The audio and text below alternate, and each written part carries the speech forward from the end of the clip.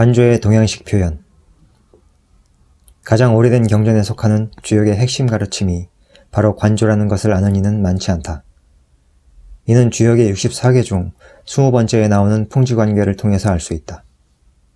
그 후로도 이 행성에 다녀간 모든 성인들조차 관조에 대해 언급했는데 관조는 그들의 공통된 핵심 가르침이었다. 대체 관조가 무엇이기에, 그것에 어떤 중요성이 내포되어 있기에 모든 성인들이 한결같이 언급한 것일까? 이제는 끌어당김의 법칙을 위해서나 자신의 더 나은 삶을 위해서라도 성인들의 공통된 말씀을 눈여겨볼 필요가 있다. 석가의 가르침, 관심. 석가가 살아있던 초기 원시불교의 시대는 석가의 가르침이 직접적으로 녹아있던 시기에 해당한다. 석가는 깨달음을 구하는 제자에게 너의 마음을 없애라고 말했다.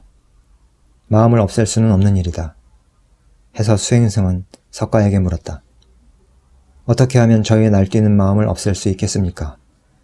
석가가 말했다. 모든 부조화의 근원이 되는 너의 마음에 에너지를 공급하지 않는 것이 유일한 해결책이다. 모든 일의 원인이 되는 그 마음을 철저히 지켜보는 것이 바로 그것이다. 그럼으로써 불협화음이 자라나는 마음의 뿌리를 자르게 된다. 이것이 불가의 대표적 가르침인 마음을 보라는 말이다.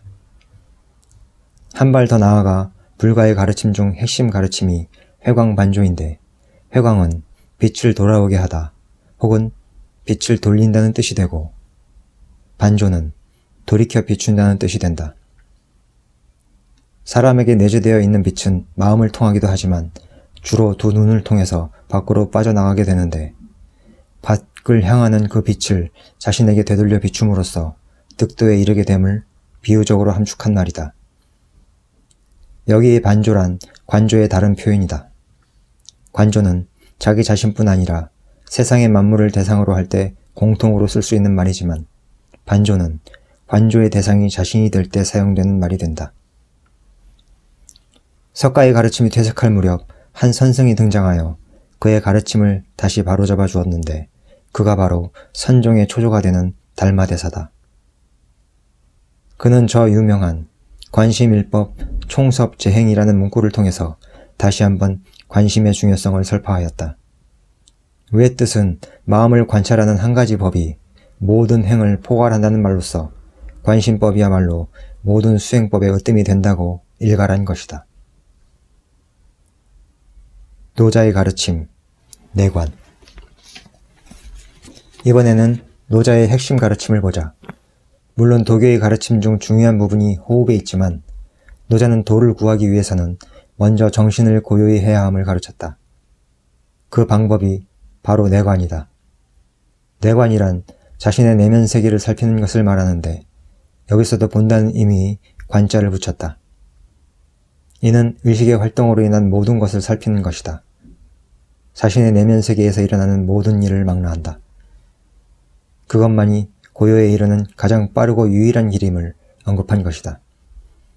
여기서 알 수 있는 것은 고요란 모든 일의 근본이 된다는 것이다. 고요함은 끌어당김의 법칙을 이용하든 아니든 자신의 삶을 풍요롭게 바꾸려는 의도를 지닌 모든 창조자에게 필요한 부분이다.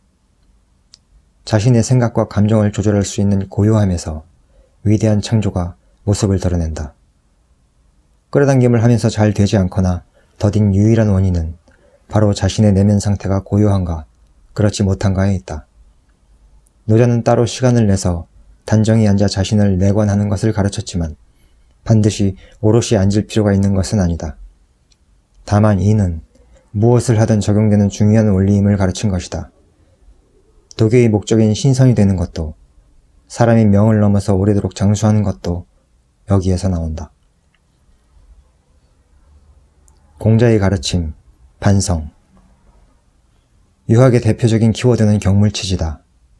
이는 자신이 알고자 하는 것에 대해 알매에 이른다는 의미로 경물치지의 최고는 바로 자기 자신에 대한 알매에 있다. 경물치지는 모든 유학자들의 꿈이었다. 바로 그런 지극한 알매에 이르는 방법이 있는데 관조가 그것이다. 이를 두고 공자는 반성하라고 가르쳤다. 사람이 지나간 것을 돌이켜 뉘우치는 것은 반성의 겉뜻에 속한다. 반성의 의미를 보면 문자 그대로 돌이켜 살핀다는 뜻이다. 되돌려 살핀다. 무엇을 되돌리고 무엇을 살피는가? 감이 오실 것이다. 자신에게 내재되어 있는 빛을 되돌려 자신을 살피는 것을 말한다. 이는 관조의 다른 표현이다. 눈에서 나가는 빛을 이르는 안광이라는 말이 있다. 일화로 공자가 제자 안자의 눈을 급히 가린 적이 있는데 이는 안자가 자신의 신통함을 다 써버릴 것을 우려해서였다.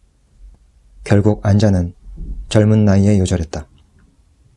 한 사람이 자신에게 내재된 빛을 되돌려 다시 자기에게 이르게 한다면 그에 따른 효과는 무궁할 것이다. 그럼 다음 시간 관조의 서양식 표현에서 이어가겠습니다.